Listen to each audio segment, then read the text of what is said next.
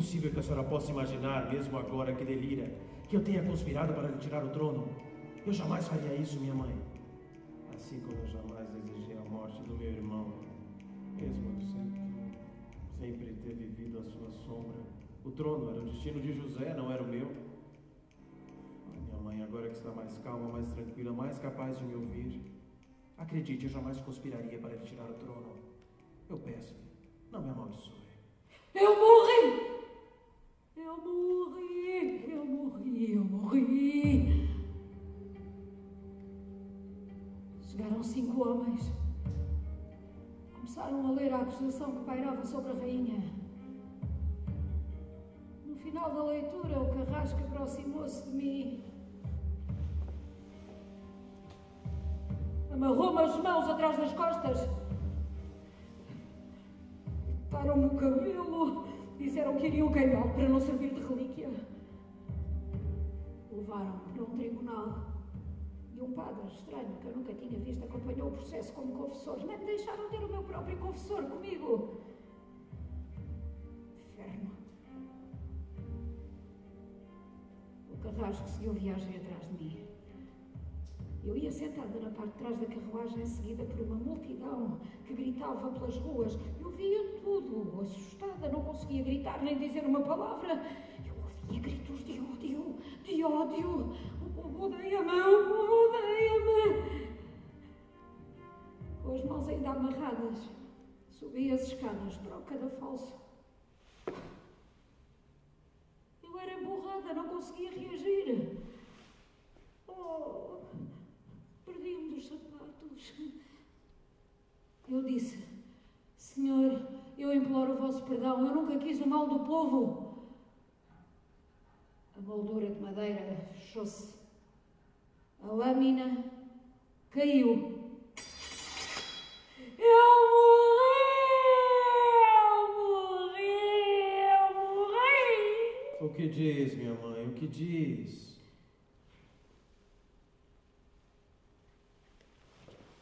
A senhora dormiu, deve ter sonhado. Isso aconteceu em França. Em França? Sim, em França, com a Maria Antonieta. Meu Deus, que terá ela feito ao povo para merecer uma coisa dessas? Era uma mulher? Sim, era uma mulher. Eu tenho muito medo de perder a cabeça. A coroa sempre me pesou muito, mesmo antes de ser rainha. Até porque sempre conspiraram para me atirar. Antes e depois da minha coroação. Pater noster qui es in celis, sanctificetur nomen tuum, adveniat regnum tuum. Minha mãe. Fiat voluntas Majestade. tua.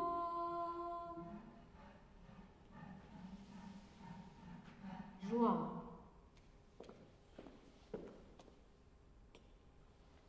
Minha mãe, o nosso embaixador na corte de Versalhes sugere que façamos espontaneamente muitas das mudanças que o rei de França se recusou a fazer lá, antes da Revolução. O povo odeia-me. Não, minha mãe, o povo de Portugal ama sua rainha. Meu Deus, o mundo está prestes a cair sobre as nossas cabeças. Essa revolução que ameaça espalhar-se por todos os países da Europa. Os monarcas quase todos indo parar a guilhotina e a rainha assim confusa dessa maneira.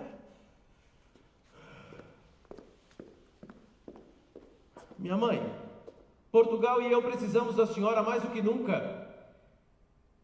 Que sina será minha? Minha mãe, eu preciso que me diga o que a senhora pensa sobre fazer as reformas. Majestade, eu preciso que me diga. Não digo! Não digo. Vou parar ao inferno. Pater noster qui es in celis, sanctificetur nomen tuum, adveniat regnum tuum, fiat voluntas tua, sicut in cielo et in terra. Panem nostrum quotidianum da nobis hodie, et nobis debita nostra, sicut et nos debitoribus debitoribus nostri.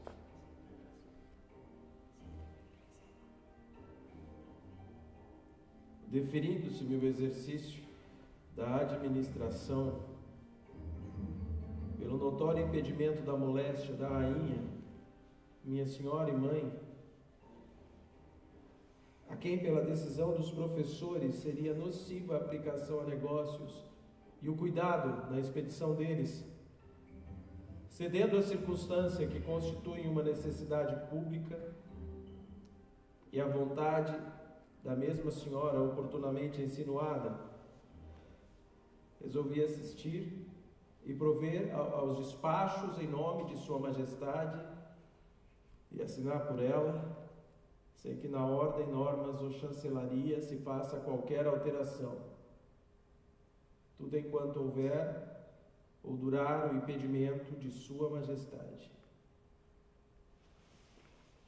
Basta ser-se mulher para que logo haja nas mentes a ideia de lhe tirarem o poder. A mulher engravida pela primeira vez.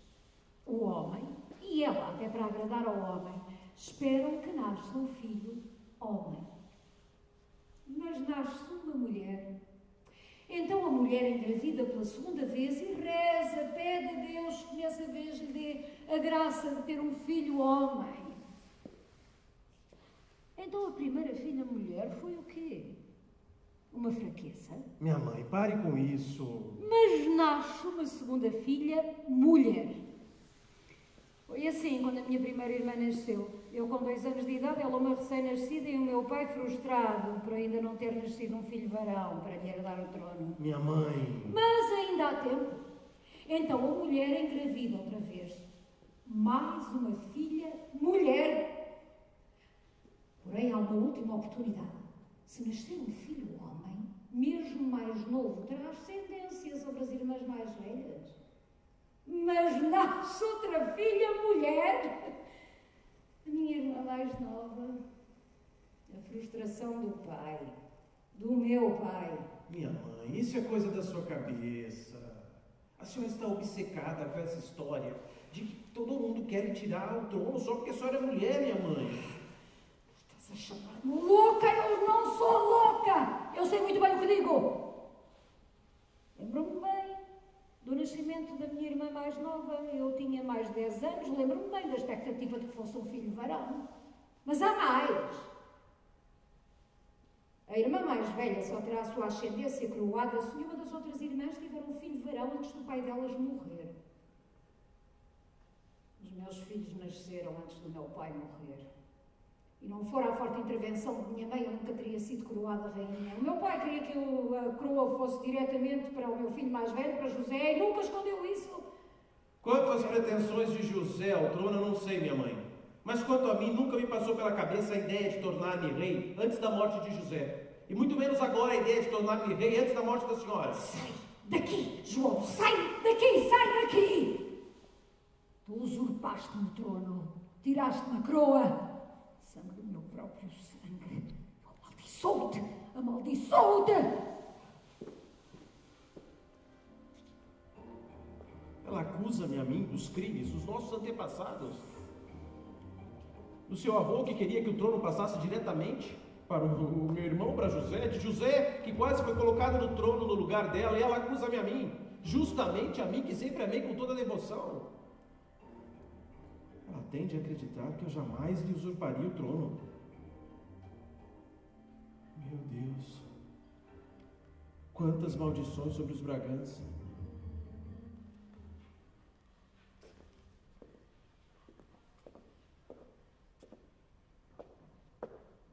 Se ao menos os crimes dos meus antepassados me ajudassem a criar coragem para cometer o meu crime sempre adiado. Essa vontade que eu tenho de matar Carlota Joaquina.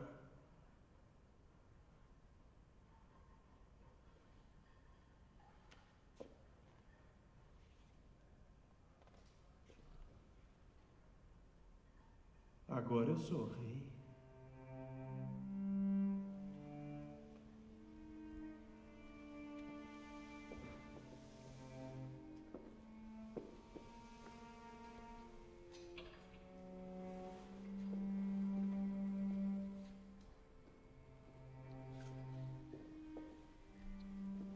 Minha mãe, é verdade que em Espanha o seu avô, Felipe V, batia na mulher?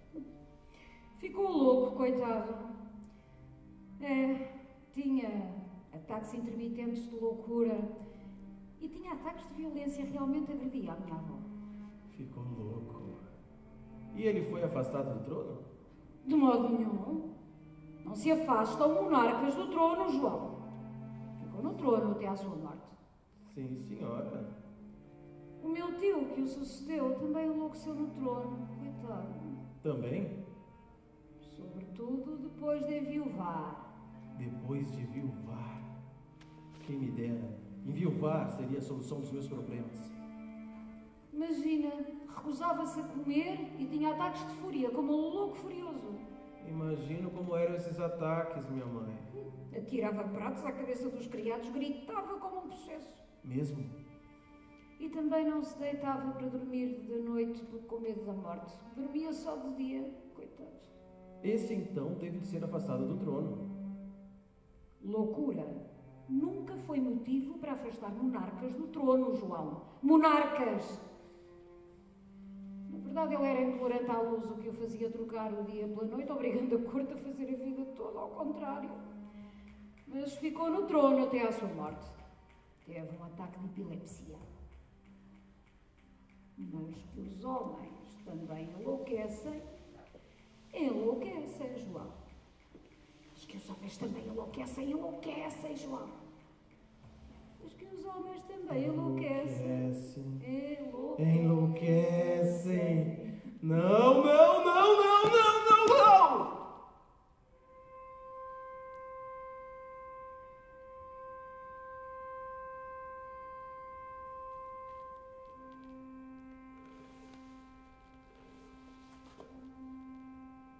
Primeiro, assumo o trono de minha mãe, louca que delira, dizendo que lhe usurpei o trono. Eu não sei o que ela realmente pensa sobre isso. Será que me amaldiçoa mesmo? Meu Deus, eu não quero acabar louco como ela. Será a loucura uma maldição que paira sobre as nossas cabeças?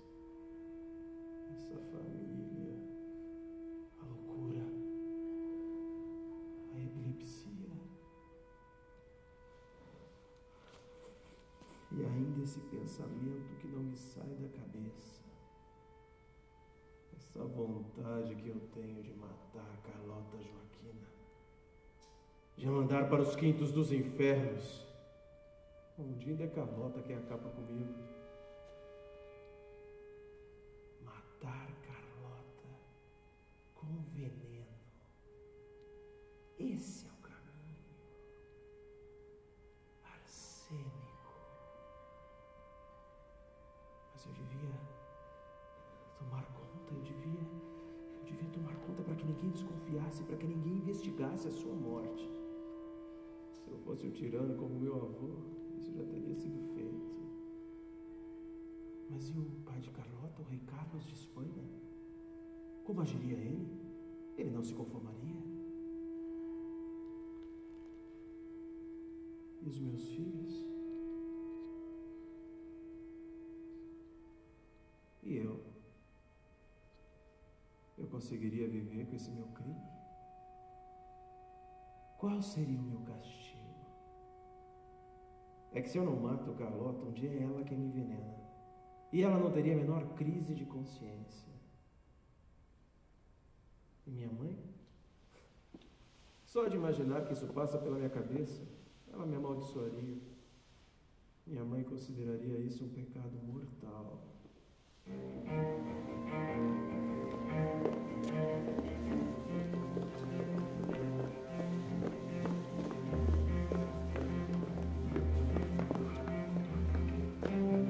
Minha mãe! Precisamos falar desse meu casamento com Carlota que vocês arranjaram. A minha vida com Carlota é um verdadeiro inferno. Carlota é uma mulher. Mulher, nem parece mais um demônio. Lembro-me de quando combinei com Carlos de Espanha o teu casamento com Carlota e o da tua irmã Mariana com o irmão dela. Quando veio de Espanha para Portugal, Carlota era uma menina tão engraçada, cheia de vida. Eu levava a todos os passeios. Ela suavizava um pouco a minha separação de Mariana. E quando fiquei viúva também, Carlota fez muita companhia. Mas eu é que tive que aturar Carlota, que desde pequena já se via que não gostava de mim. Quer dizer, pequena ela nunca deixou de ser em nenhum dos sentidos. Mulherzinha baixa. É sempre muito difícil ser-se mulher, João. Sobretudo se tem poder ou se vive próxima dele. Olha o exemplo da Marquesa de Távora. Uma mulher tão próxima do poder. Quando tentaram assassinar o teu avô, o rei, foram listados inúmeros suspeitos, entre os quais a família Távora. A Marquesa não tinha aceitado que a Nora tivesse sido amante do rei. Minha mãe, mas eu não estou a falar da família Távora. Eu estou a falar de Carlota Joaquina. O rei achava que os homens podiam ter as amantes que quisessem, sem qualquer problema, e que as mulheres deveriam aceitar, sem pestanejar e saberem comportar-se. Saberem comportar-se. Eu nem quero entrar nesse mérito em relação a Carlota. A senhora sabe perfeitamente o que dizem de Carlota aqui na corte. Quando tentaram assassinar o teu avô, o rei, ele descarregou toda a sua fúria com a execução de toda a família Távora. Mas quem pagou de forma mais violenta foi a Marquesa. Nunca se soube sequer do que ela havia sido acusada. E quem é que pode garantir que a Marquesa não tivesse mesmo nada a ver com essa tentativa de assassinato do rei, minha mãe? Ai, não era disso que se tratava, João! Não importava se a Marquesa era ou não culpada. A tentativa de assassinato do rei foi um pretexto, foi conveniente para ele. Foi a forma que ele arranjou para se vingar da Marquesa. Mas, se livrar dela. Eu não estou a falar de Marquesa nenhuma. Eu sempre respeitei Carlota, eu nunca tive amantes, minha mãe. João, tu és homem. Carlota é mulher. Partiu do teu pai a ideia da proposta a Carlos de Espanha para que te casasses com Carlota. Ela era a neta preferida do rei e nós éramos parentes. O casamento era importante para a família e para a relação entre Portugal e Espanha. O vosso casamento, como sempre acontece entre os príncipes, era uma questão de Estado. E tu, meu filho, sabes isso muito bem. Inferno, inferno. Os casamentos nessa família, não é? A senhora era a filha mais velha, seria a rainha. E o seu avô decidiu que a senhora deveria se casar com o seu próprio tio, o filho preferido dele, meu pai. A Casa de Bragança faz tudo para não ver o seu poder ameaçado e, para dentro da família, entregar o poder aos seus preferidos. Eu nunca questionei a decisão do meu avô. Não, claro que não. E fez o mesmo com José. Não foi, minha mãe? José seria o rei, era o seu filho mais velho. O que a senhora fez? Deu em casamento a sua irmã mais nova. Agora, e quanto a mim? Eu não seria o rei? O trono era de José, não era meu. Mas mesmo assim arranjaram o meu casamento. E com Carlota Joaquina, que já se via que desde criança não gostava nada de mim. Também arranjaram o casamento de Carlota, João. Não foi ela que te escolheu. Tu sabias que a tua avó, minha mãe, foi dada em casamento ao que viria a ser Luís XV e que foi para a corte gaulesa com apenas 2 anos de idade? Não, isso eu não sabia. Porém, quando ela contava 8 anos, eles decidiram que Luís, com apenas 14, já precisava de se casar. E então devolveram a tua avó, ainda criança, a Espanha. A mãe dela, a rainha de Espanha, ficou doente e a tua avó sofreu muito por se ter sentido repudiada.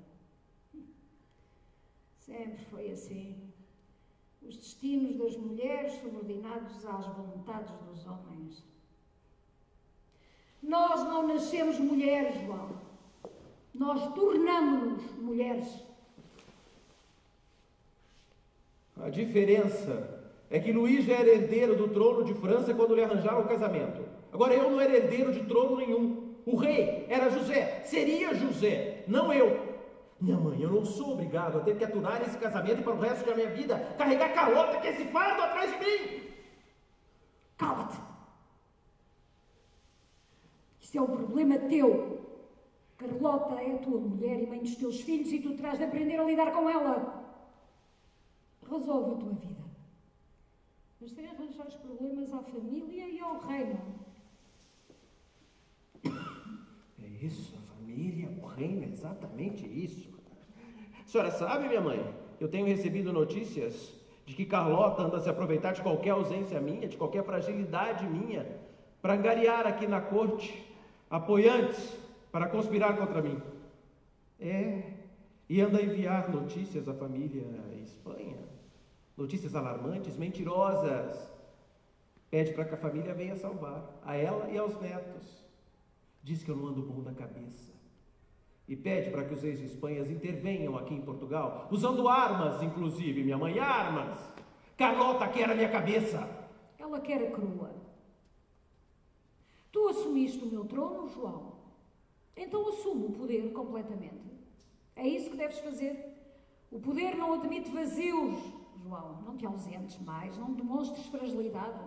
Essa é a tua obrigação. Assume o controle da situação. Castiga exemplarmente todos os que pensaram conspirar contra ti. E Carlota? Carlota. Carlota não se resignará.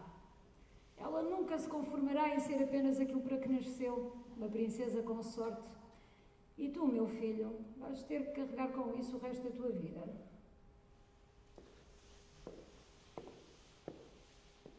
Assume o poder, João.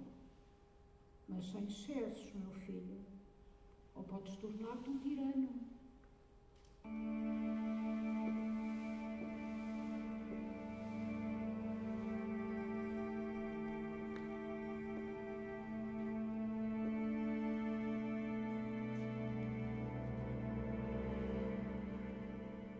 Qual será a diferença? Um rei ou um tirano? Um rei decide conforme a sua consciência. Os interesses de um rei confundem-se com os interesses do seu reino. Um rei comete crimes. Se um homem comum mata sua mulher, o que lhe acontece? E se for um rei? Quantos reis fizeram desaparecer as suas amantes? E o que lhes aconteceu? Os reis, se for necessário, matam as suas amantes ou lhes dão sumiço. Basta para isso considerarem-nas loucas, mandar para longe, trancá-las. Agora, quando o problema é causado por suas mulheres, o que difere? É que são rainhas, mas principalmente são filhas de outros reis. E eu não acabo com a vida de Carlota só por isso. Seria legítima defesa? A violência legitimada. Aquela que, para Deus, não há qualquer vítima.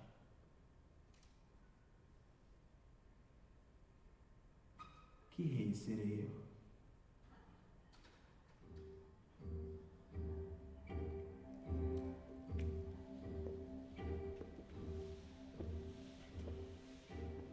Deferindo-se-me o exercício da administração, pela notória moléstia da rainha, minha senhora e mãe, a quem pela decisão dos professores seria nociva a aplicação a negócios e o cuidado na expedição deles, cedendo às circunstâncias que constituem uma necessidade pública e à vontade da mesma senhora anteriormente insinuada, resolvi assistir e prover aos despachos em nome de Sua Majestade e assinar por ela.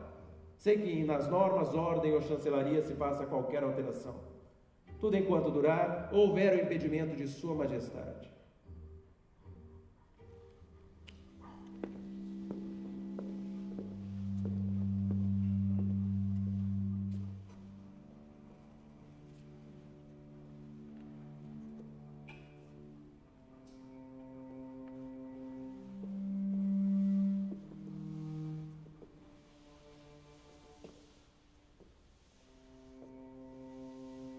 Apesar de triste o incêndio que destruiu a real barraca, fiquei feliz por voltar a viver aqui em Queluz com a senhora, minha mãe. Quando meu avô ainda era o rei, meu pai não tinha qualquer cargo político, ao menos representativo, que ocupasse o tempo. O seu pai e o seu avô eram homens muito diferentes, não é? Sobretudo foram reis muito diferentes. Como eu também, muito diferente do meu pai. Mas quando o meu pai ainda não era rei, bem antes, vivemos aqui, em Queluz, todos juntos, eu, meu pai, a minha mãe, as minhas irmãs, como qualquer família feliz. Eram tempos de lazer ao ar livre e de música, muita música. O meu pai era um quando eu e as duas tias éramos pequenas, era um pai atencioso. Meu pai também. Oh, sim, sim. O teu pai também. Eu sempre gostei muito do meu tio. Mesmo antes de me casar com ele. Minha mãe. Eu sempre achei muito estranha essa relação do seu pai e do seu avô. Apesar deles serem irmãos. Ou talvez por isso mesmo. Quando o meu avô ainda era o rei e decidiu que eu me casaria com o meu tio, o meu pai não gostou nada. Ele já achava que o irmão era o preferido do pai deles, o preferido do rei. O meu pai certamente já tinha em si, em algum lugar dentro de si, a sede pelo poder. Já o meu amado tio e marido não tinha qualquer interesse pelas questões de Estado, o que foi bom, porque nos casámos e depois de eu me tornar rainha ele nunca competiu comigo, sempre me deixou governar à vontade, nunca me causou problemas. A senhora teve foi sorte. Nem imagino que é ser casado com alguém como Carlota. Mas minha mãe, o meu pai nunca se incomodou com o fato de que o irmão dele é que viria a ser rei e não ele?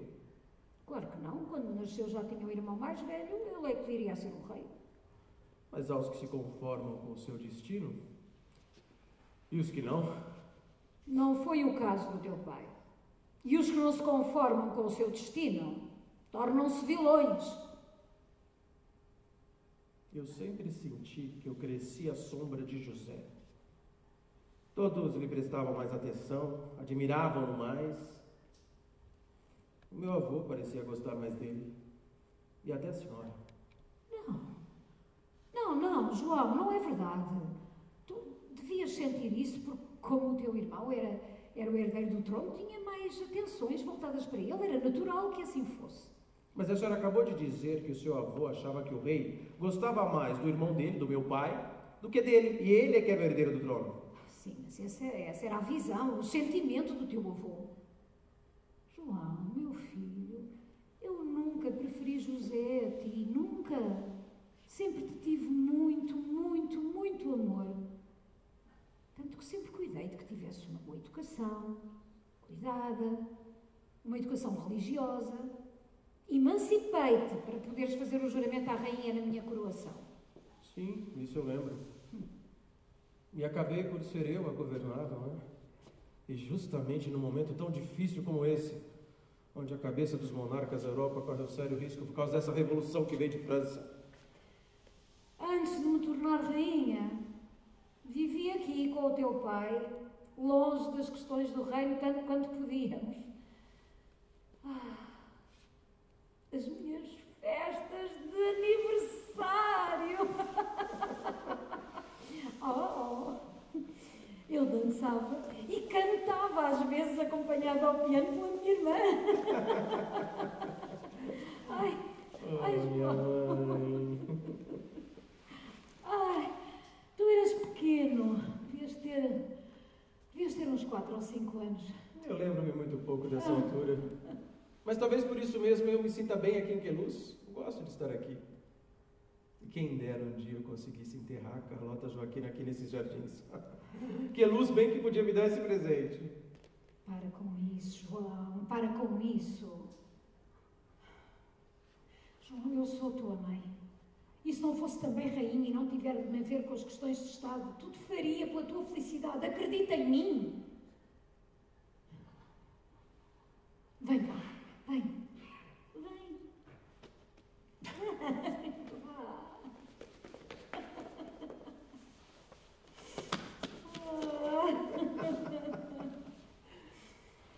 Vou contar-te uma história.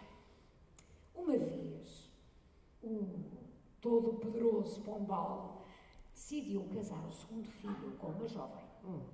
A jovem tinha uns rebeldes 15 anos e estava apaixonada por um amigo de infância. Ora, o caso é que, embora casados, a jovem sempre se recusou a dormir no quarto do marido. Esse teve mais azar que eu. Eu tive que esperar que Carlota completasse 15 anos, mas pelo menos consumei o casamento. Tu ainda não ouviste nada. Então a família Achava que aquilo era uma coisa passageira e pediram à avó da noiva que interviesse. Nada. Então o noivo queixou-se ao pai e o caso, à boa maneira de Pombal, meteu-se a processo. Imagina tu. O teu avô decidiu que a jovem ficaria enclausurada num convento e proibida de falar com quem quer que fosse. Um absurdo fazerem isso com a pobre mulher. Mas e o noivo? O que aconteceu com o noivo, minha mãe? Esse. O pai conseguiu da Santa Sé uma autorização para anular o casamento. Já a jovem, coitada, ficou enclausurada durante 4 longos anos, mas resistiu bravamente. Quando me tornei rainha, consegui convencer o pai da jovem a aceitar o amor da filha pelo amigo de infância. Os jovens casaram-se e eu fui madrinha dos dois, com muito gosto. Nossa, minha mãe, muito bem. Que gesto bonito. Eu tenho pena do filho do Pombal. Ele não tinha nada a ver com essa história, coitado. Mas eu consigo imaginar o sofrimento dele também. Mas pelo menos a história dessa jovem teve um final feliz. Um casamento por amor. Aí uma coisa surpreendente nesse nosso meio, não é? Eu não ambicionaria, portanto. Para mim, bastava que fosse outra minha consorte. Não uma mulher que almeja a minha cabeça.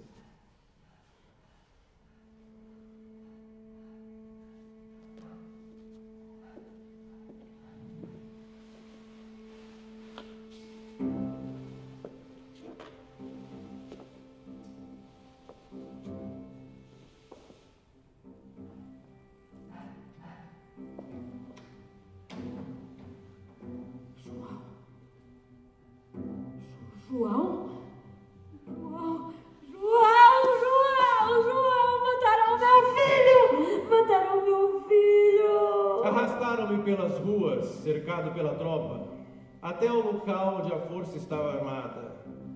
Rasparam-me na cabeça e a barba, vestiram-me uma túnica grosseira. Eu trazia o crucifixo. Ele subiu calmamente os degraus até à forca e, acompanhado por um frade que lhe deu a extrema unção. A multidão assistia a tudo consternada. Então o carrasco debruçou-se sobre o meu ombro para forçar com o seu peso o aperto da corda.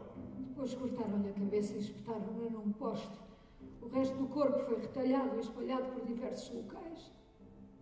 O palácio onde vivia foi arrasado e espalharam sal no terreno para que nada lá germinasse. Tudo para mostrar a força da coroa e desencorajar outras traições à rainha. Do que a senhora está a falar, minha mãe? Era uma conspiração contra mim. Era uma conspiração contra mim. Havia vários condenados à morte. Eu tentei uma carta de clemência. Tentei mudar as penas de morte para penas de degredo. Concordaram com todos os outros. Mas disseram que alguém teria de morrer e que deveria ser ele. João! Oh, minha mãe, eu estou aqui ao seu lado. Tenha calma, minha mãe. Estou aqui.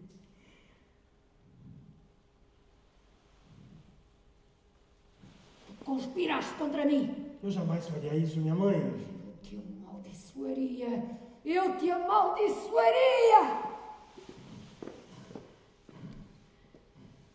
Aquele homem Tiradentes, aquela execução. Eu assinei a sentença. Fui eu quem mandou matar aquele homem lá na colónia. E a vacina, mas porquê é que não lhe deram a vacina mais cedo? Eu não teria recusado se fosse mais cedo. Do que a senhora está a falar agora, minha mãe? Teria recusado. Estou a falar de José, do meu filho. Do meu filho. Meu pai queria que José fosse o rei. Ele e aquele Pombal, e os outros também, afinal eram homens. Além disso, sabiam que eu não concordava com muitas das decisões do meu pai como monarca. O teu avô perseguiu pessoas, João. Os jesuítas foram expulsos do reino. Meu pai não era um monarca como o meu avô. O meu avô respeitava mais a igreja e valorizava mais a cultura, a ciência, o ensino e respeitava mais as mulheres. A mim mesma, ele levava mais em consideração. Já o meu pai, depois de se tornar rei, ficou ainda mais obcecado pelo poder. O que a senhora está falando agora, minha mãe? Meu pai sempre quis que José fosse o rei e tentou aliciá-lo, convenceu-o de todas as maneiras. Mas eu nunca desejei mal ao meu filho. Nunca. Meu pai negou o pai dele em muitas circunstâncias e eu neguei o meu pai. É assim. A família vai sucedendo no trono para de algum modo se ir redimindo. Mas José seria o herdeiro do trono. Eu jamais quis mal a José. Eu amava o meu filho, amava o meu filho. Quanto sofrimento, minha mãe, quanto sofrimento.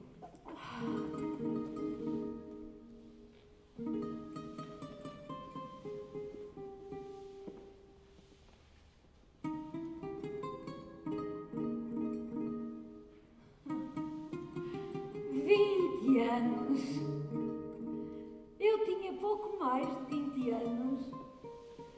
Nós tínhamos ido a uma celebração no Mosteiro dos Jerónimos e estávamos a passeio em Santa Maria de Belém. Era dia de Todos os Santos. Era dia de todos. A terra tremeu 3 vezes. As notícias que nos chegavam eram as piores. O terremoto destruía tudo em Lisboa. Ouviam-se gritos de desespero pela cidade. As pessoas ficavam soterradas debaixo dos edifícios, nas igrejas que estavam cheias por causa da data e caíam telhados e paredes e fumo no ar. Cobria os céus de Lisboa. E muita gente fugiu em direção ao Tejo por pensar que longe dos edifícios estaria mais segura, mas foi quando se formaram ondas de 20 metros e aquela água toda invadiu a cidade. O rio e o mar tomaram as ruas de Lisboa.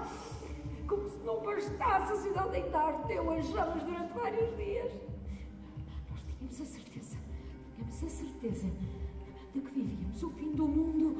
Era o fim do mundo. Era o fim do mundo. Era o fim do mundo. Era o fim do mundo. Era o fim do mundo. O fim do mundo.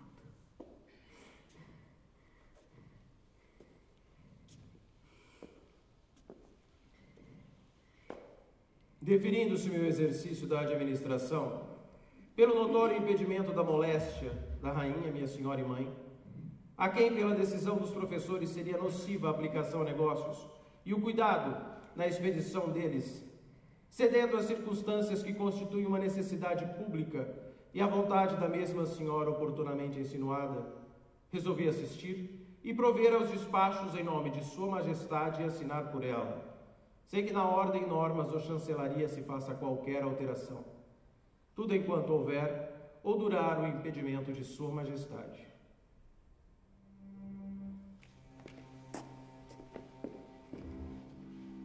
Minha mãe, é chegada a hora, temos que partir imediatamente para o Brasil. Que disseste? Sim, minha mãe, temos que ir já para o Brasil. Tu enlouqueceste, João. Tu estás a falar em atravessar o Atlântico. Sim, para fugirmos das tropas francesas temos que atravessar o Atlântico. Eu não vou.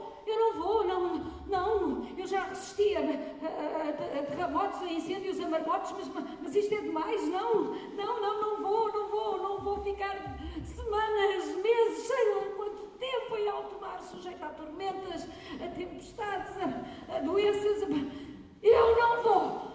Minha mãe, a senhora prefere ficar aqui então à mercê dos franceses? Eu já tentei o quanto pude negociar a nossa situação com a França, mas já não é possível, temos que partir já.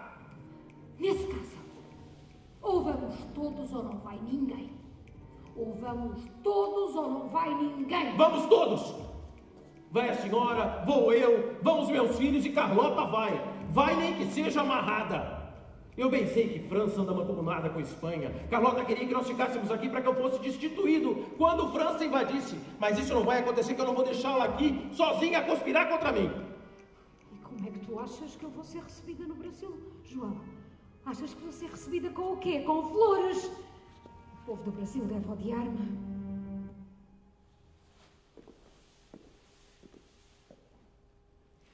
Hei por bem ordenar que todas as fábricas manufaturas de teares de algodões, de tecidos brilhantes, de veludos, de tecins e de todas as outras qualidades de fazenda sejam extintas e abolidas em todas as partes em que se encontrarem os meus domínios do Brasil.